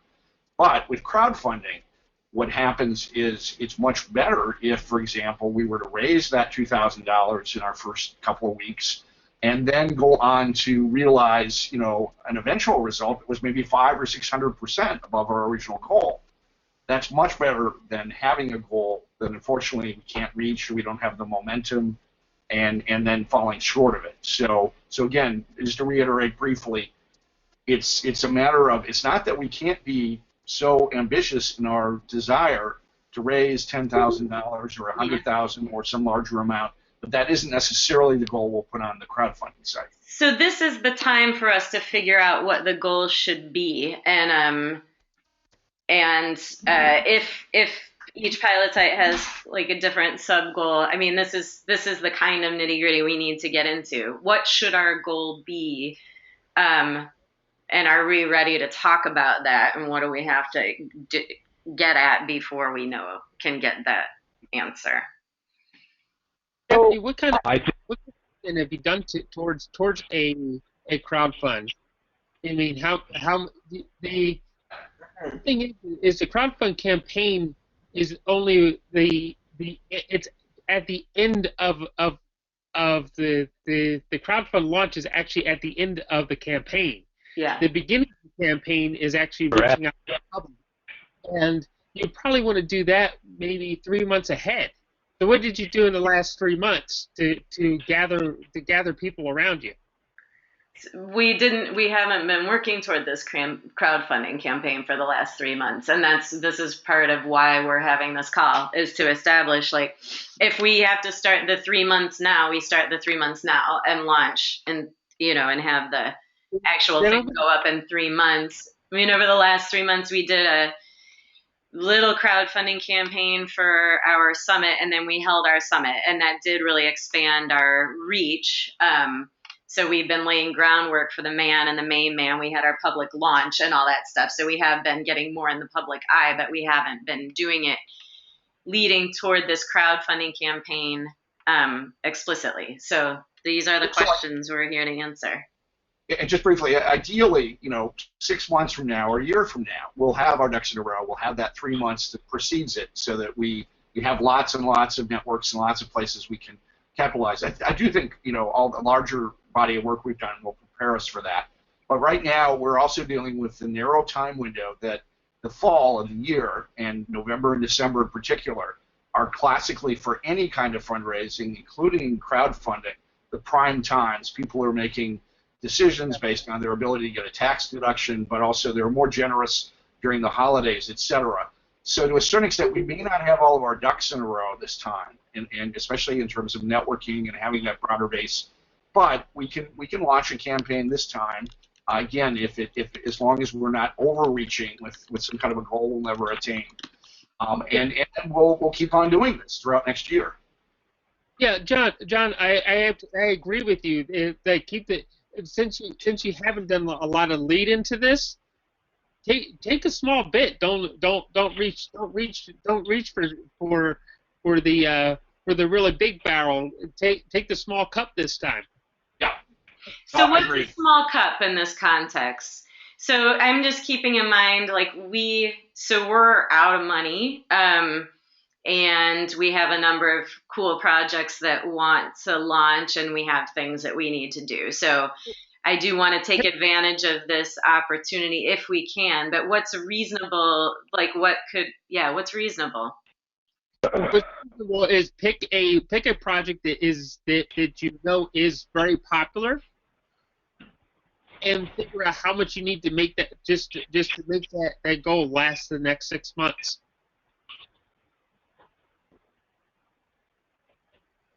Oh, so you mean like a pilot project, for example, or you mean a subset of a pilot project, like a piece of it? Take like a piece of it that you know is extremely popular for this time of year, and then crowdfund towards that really popular program, that really popular piece of that program that you know everybody loves, and say, hey, we want to keep this going, but we're running out of cash. Hey, jump in and help us out, and then give them something that pertains to that thing that's already really popular. Mm-hmm. I know that. Sorry, Michael. Go ahead. When I met with Cameron last week, he talked about, I think it was an Oakland hub or something, because of what they want to do within Decentral in Vancouver, is basically have a network of projects that are supporting each other. So, you know, there are a lot of synergies there. And so it was a crowdfunding campaign. I'm trying to remember what it was. I'll email Cameron and ask him and send you a link. But it was for a consortium of projects, but working within one open space.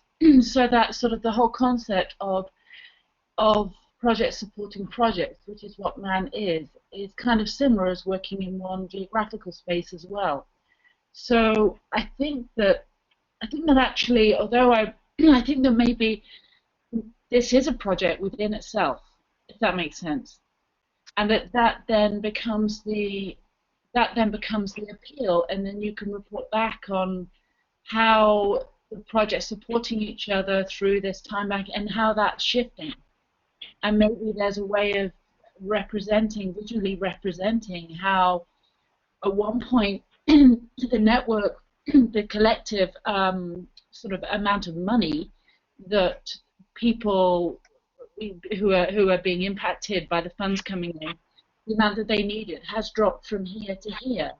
And so, you know, you would need to keep updating the video and refreshing it, and another sort of, this is what we've done so far, you know, let's keep this going. But I think having that ongoing story thread, I mean, that's certainly, you know, what we want to do within the co-op, within, you know, the i3 co-op with the Citizens Media. It's a similar type thing. We need to get finance into the change, into the new economy, into new types of wealth. So I don't think we should. I don't think you know, I wouldn't like to see MAN run away from that and just be another crowdfunding campaign on a particular project, because I think it's the collective of the projects that is the powerful story here. Okay, that's it. Yeah, great, thank you. Yeah, I agree. I feel like I feel like this can be in keeping with what we've already talked about, the connective tissue that supports these pilots in innovative ways, and the pilots have the, you know, the heft of what they're doing on the ground.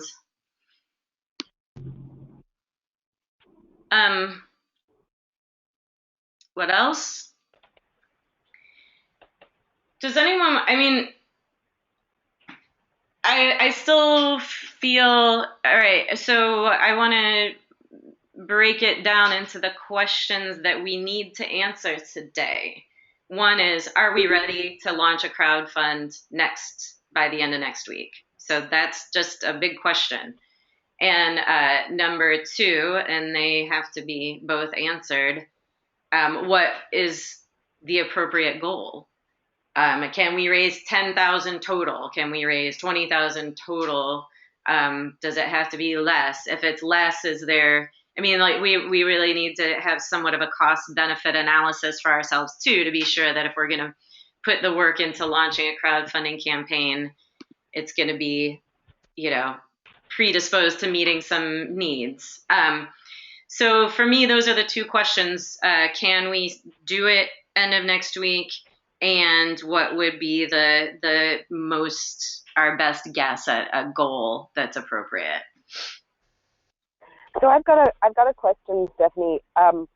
what was the $10,000 based on as far as the work that it would do for the project? That was based on our summit, and it paid for it. Yeah, so that paid for people to come in for like to host that whole Man Up Summit. Got it. So I want to reiterate one last time that the goal that we're setting in terms of what we'd like to achieve or what we'd like to raise is different from the goal that we placed on the site. Right. And it's just very important. And so I would just, one thing I would float out there, so I don't know, $3,000, $5,000, $10,000, maybe we can reflect back on what that is. I'm sorry I interrupted someone. Please go ahead. I mean, it's what is that $10,000 or $5,000 actually for? Right. Yeah. So this is what we're talking through here today. I mean, but I think we have talked about this before. I think it's a combination of a certain amount of that, or a certain percentage that would go to the individual pilot sites, and then another probably 50% of it that would go to the general purposes of the mutual aid network. And I don't mean to say that that's written in stone or anything, but I think that part we have decided that it is essentially a campaign with two focuses. One, the general focus of supporting mutual aid networks, and the second, a pilot project specific one. It makes the message a little bit more complicated, but on the other hand, it gives us lots of options for getting the word out, because MAN as an overall project seems kind of abstract to people. And so, to a certain extent, you're really helping the overall efforts by explaining very specifically what individual pilot projects are doing. But again, I'm a little nervous about it because it's a complicated message to convey. But I think we can do it. Yeah. So, Kate, if you look at the screen I'm sharing, I have written the deliverables. So, and we would have to break it out as a budget. Like for the main man, we need some money for some staffing. To manage the work groups. We pay for the GoToMeeting tool that we're using here. We need to help Weiser meet its needs and develop that. We need to create our own open source community, which we've been working towards. So we can parse that out for the main man, and this is just what I threw up here, is that the main man is connective tissue. It's going to provide these tools, and we list them out. It will provide these tools that will enable pilot sites like these, and then link out to your pilot sites to accomplish this. So Hull pilot site will say, this is the big goal, this is a vision. Allied Community Co-op will bring food into a food desert, and then we can go into each of those pages, and then Allied Community Co-op says, this is what we do with the money we raise to bring food into the food desert. Does that make sense? Yeah, it makes complete sense. Because that's what I was thinking for me. When I said like having confirmation and actually of what the other pilot sites are, that's the bit that's exciting, showing the international thing and to give leverage locally to start engaging at a high level about it. But I feel I need that to enable me to do that. So there's something about materials for that as well, literal online, but also things you can give to people.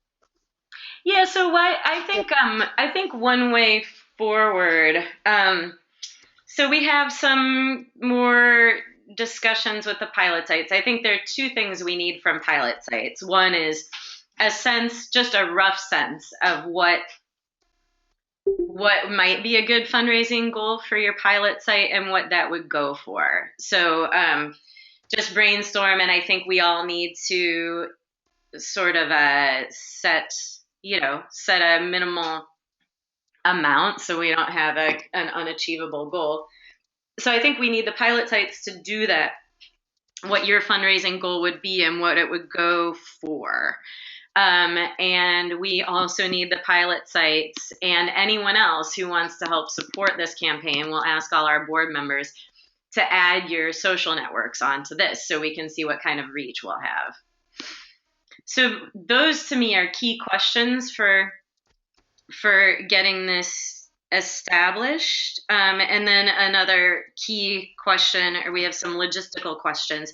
Can we get a video together by the end of next week? I feel in theory I could say, sure. I often will edit a video just overnight in a night, but I don't know that I'm the one who should be doing it. So go ahead. Sorry, I was just going to come in here. We had our festival recently, and I mean, we're having a load of little films made at the moment, but we have got a footage of that around, you know, just demonstrating that, and part of what we're looking to do is around food, so that might be something I could contribute and edit to. That'd be great. Yeah. Yeah, Stephanie, we're having a event next week, kind of themed around like building an economy where Black Lives Matter. Oh. And it'll be kind of the first time that we're pulling everybody together in our network. And so I'm thinking that will be a moment for me to check in with lots of people I haven't seen in a while, and then I can try and make sure that there's at least some good video clips from that to send to you. But it might be cutting it close to what you're wanting. It would be great. It would be great because we can always, you know, I mean, maybe we add video to the sub pages or change some video, and it could be another reason to bring people back to the site. Right. The site did not work this way this time, but I mean, you have that initial video, the one that Steph recorded, behind the coffee shop that day. That is important. It's something that kind of states the overall goal of it. But it is what's the icing on the cake and which produces the donations down the line. These ongoing video of the kinds you're talking about. So what everybody's talking about just now in terms of contributing those beautiful videos of festivals and community organizing and all of that, that's something you want throughout the full 60 days of the campaign. Every few days you want something like that streaming out into people who would support you. That's definitely something we could look at contributing to, because I literally had a meeting with our filmmakers this afternoon, so they've already got quite a lot of footage, but we could think about other footage that they could get that could also help with this, actually. Yeah. Excellent. Yeah. So I have a thought. We have our regularly scheduled communications meeting on Monday. That was one of the reasons we decided to put the launch for after that. So maybe, so are people here, are you available on Monday at 10 a.m. Central Time? That'll be for, I'll just check. I know I definitely can't make that time because that's when I have staff meeting. Okay. Just Steph, is that correct? Isn't the tech meeting at 10 and then the communications begins at 11? Or? Oh, it's 11 Central. Thanks. Yep. Yeah, I can be on it. So Julia, I could maybe catch the last bit of it, but it depends. Okay. And Kate, maybe or maybe not? I might. I'll see if I can change a meeting. So yeah, I was just thinking we can, if we could have you guys, especially fill in your social network spreadsheet, and then let us know if you can be on the call on Monday. That's great, but otherwise maybe send an email. Think through a little bit the amount of money you could use. Like, what would you like to go into 2016 knowing that you can count on? Think of it as, something realistic, but something that would really help you. Whether it's supplementing your income so you can spend some time making this happen, you and or a stewardship team. It's completely legitimate expense, space, food, outreach materials, like what is really going to help you move your project forward. And in the meantime, I'll work on some language with other people who want to do that, and we'll talk through a little bit more what we can reasonably accomplish between now and the end of next week. And then Monday we'll also have had our board meeting and had our pilot site applications come in. And so Monday we should be able to really have a more concrete plan.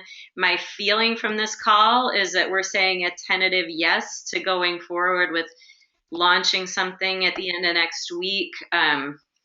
Maybe having somewhat scaled back funding goals from what we had conceived of long ago when we were thinking of this campaign.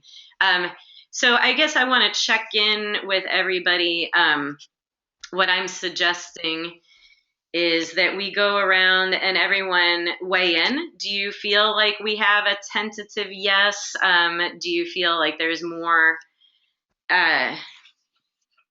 Do you perceive it differently than that? I guess. And then my suggestion is that we make our concrete next step next Monday at the communications group meeting, when we have a bit more stuff from pilot sites, more of a developed template for our pages and language and stuff like that. Does anybody want to jump in because you feel we don't have a tentative yes right now, or throw in a big question? I just wanted to just be clear about what the launch is. Is that the launch of us doing some work around the message, or like, I don't quite understand. I'm talking about actually putting up an Indiegogo page and directing people to it, starting at the end of next week. And the crucial criteria is, are we ready to make a big splash initially? That was something that, unfortunately, dooms a lot of campaigns, and it took us about a month and a week to get up the last one. So we want to make sure that everybody has their networks in place, that we probably have a pool of at least a dozen or more folks who are going to give in those first few days. Having said all of that, I would weigh in to say, yeah, we can't wait too much longer. There really is this narrow time window of fundraising opportunities. I think it is doable in the next week to have our act together. Yeah, I guess, following on what John said, I feel like it's either we launch an Indiegogo campaign next week, or we're into spring. Yeah, I think so. Yeah. Which is fine to be into spring, but what I'm thinking is we might have what we need to decide to launch a more modest one for now, and get some seed funding for next year and do more later. So that's another thing too, is no pilot site, even if you are, if you are approved as a pilot site and stuff, nothing binds you to doing this crowdfunding thing right now either. So, I mean, if we do one for the main man and don't include your pilot site in the funding part, we would still probably want to refer to your pilot site as a pilot site, one of the things that'll be supported with this, but then you would support it however you want to. You wouldn't be as, we wouldn't expect you to be like hammering it to your social contacts as you would when you're going for your part too. Know what I mean? Yeah, for me, it's just, in here, I don't feel ready to, I feel like we've got a lot more communicating to do, like, prior to that, so people are primed for it, and just having something describing it more. I mean, it just occurred to me, Giving Tuesday, did you have that started there, didn't it? Isn't that the first Tuesday in December? Is that? What are you meaning? What's the first Tuesday in December? There's a thing that I think it came over from America. It's called Giving Tuesday. Oh, Giving Tuesday. Oh, yeah. Oh, yeah, we should have this going for then. Yeah, no, I was just thinking that might be, I could put that, yeah, even if we come in later to sort of saying this is there, I just personally don't feel ready to go all guns a-blazing next week, not at all, but that doesn't mean to say it should happen. But I might be able to come on board in early December for that. So yeah. Okay. Well, let's just keep talking. Let's keep in touch. We have our tech and communications meetings on Monday. We have our financial work group on Tuesday, I think. Anyhow, we have plenty. Yeah. So let's just keep in good contact. I will suggest. So we have our meeting on Monday, and I guess I'm just going to suggest that those of us who are focused this direction, that we just plan to stay on. So the meeting's at 11 Central after the tech meeting, and that we just stay on and discuss our crowdfunding stuff until we are at a very comfortable spot for making our decision about what we're doing and moving forward. Does that sound okay? Yeah, that's good for me. Okay. Yeah. So meanwhile, Meanwhile, so for pilot sites, please add your stuff here. If you don't know that you would be participating in the crowdfunding thing, you can maybe put your stuff in a different color or something, because we will be working together in the future on doing on mutually supporting each other. And then we also what spreadsheet or form are you referring to exactly right now? This is the one for social contacts, and I'll repaste it. And I made this so it's in here a couple times. So yeah, this is for your social networks, and we're just trying to see what our collective reach will be. That'll help us understand what we're doing and what we need to do. So our time is about up, and as always, I want to thank you guys for bearing with me, because I am just trying to go through a lot of things where I'm not sure the best way to facilitate these conversations and get to, you know, solid places. I'm not sure of the best way, so I really appreciate your stumbling through it with me and all of your contributions. And so I would like to take a couple minutes for us to check out. If you have burning questions to raise, you can raise them now. We may or may not have time to discuss things, but we can put it on the table for the next time we talk, or anything you have to share to check out. So, Chris? Thank you, everyone. It's exciting. I'm glad to have all the pilot sites stewards coming online together and making this a bigger vision than what it was before. Thank you. Barry?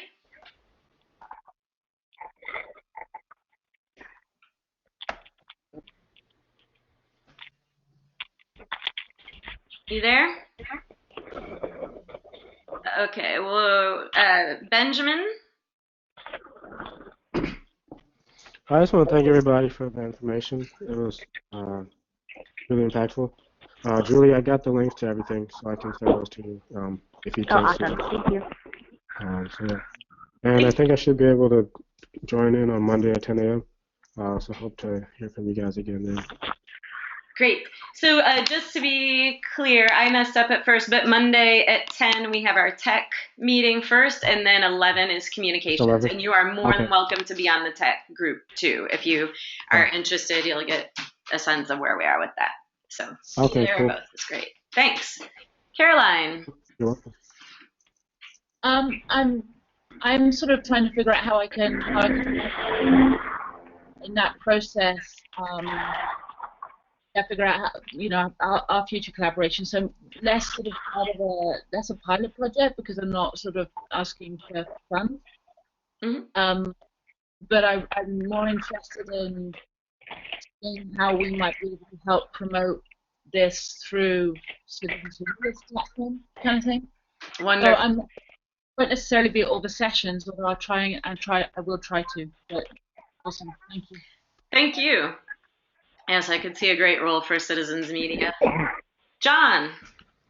Yeah, thank you everyone for everything. And you're getting this, but the pilot sites are just so crucial to this. So send us your photos, your stories, your videos, anything you can. If you need to focus on the pilot site, don't feel guilty about it. There'll be opportunities down the road.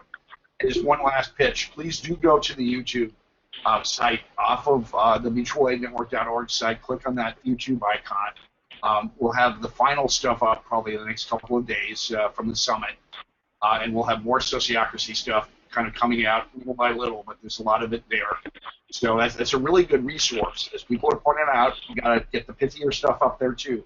But for now, it's a great way to send people there to get a sense of all the wonderful things that have happened so far. So thank you again, everyone. Thank you. Julian, are you with us? Yeah.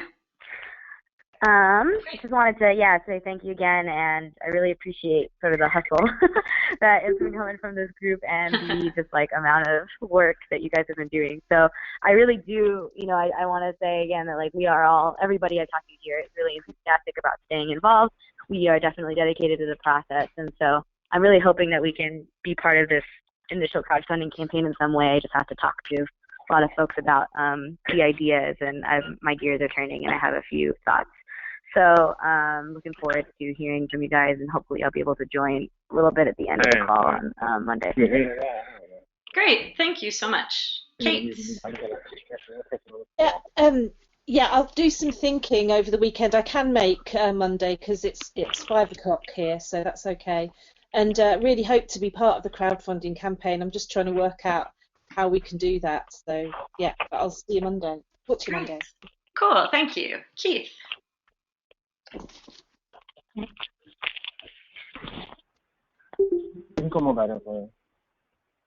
Hello. Hello, Valerie. Keith, are you there? All right, Lisa.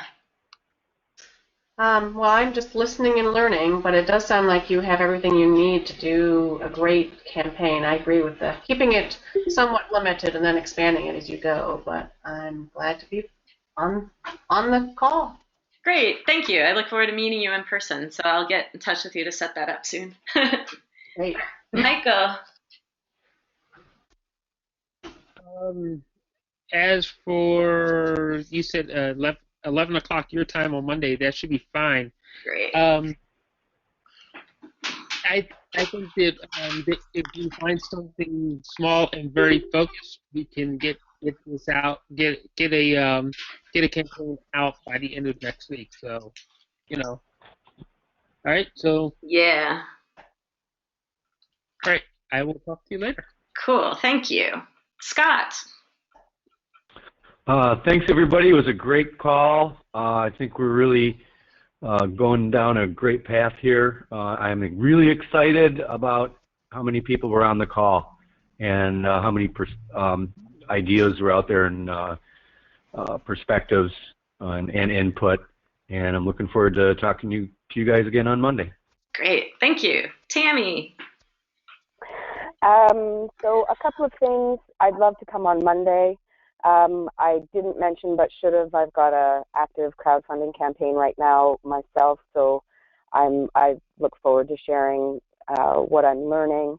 One thing is that it would have. I was not. I didn't do the very much pre-work ahead of the campaign, so yeah, lots to learn. And I've got an email out to the board and general manager of the credit union to see if we can be a pilot project with MAN. So that's I'll as that's followed up on, I'll report back. And because I think that it's our little credit union is a really good community to have a mutual aid network as a part of what we do. And yeah, I'm looking forward to Monday. Super exciting about your credit union. I'm meaning to reach out to you guys soon. I'll get in touch with you. Thanks. Warren. I'm just really excited. We're actually going to get going on this. Keith and I are going to work on the application right after this. Keith's going to start, and then I'll jump in. Beautiful. And I'll be here on Monday for sure. Cool. Very exciting. Hassan, are you with us? Oh, and Michael, I do want to contact you. I want to connect with you at some point. Cool. Anyone who hasn't checked out yet? All right. Sorry, what? I was just disconnected earlier. So yeah, I'm really excited. Like I was chatting to Warren on the thing, just that we need to start also on our pilot site, and then we're raring to go. I'll be also available on Monday. So yeah, I'm relying on Warren on the time zone. So I'm looking forward to Monday. All right, great. All right, anyone else? Thank you. We are making progress. Chris and I are always talking about it's 2 steps forward, 1 step back pretty regularly. As long as that ratio holds, we're okay. And it's just how things go. But we're really getting somewhere, and I really appreciate everyone's patience, and I really appreciate all of everyone's hard work and dedication, and really look forward to thriving with all of you in our friendly new economy. So thanks, and we'll talk again soon. Here. Bye. You're here. Bye. Bye. Bye. Bye.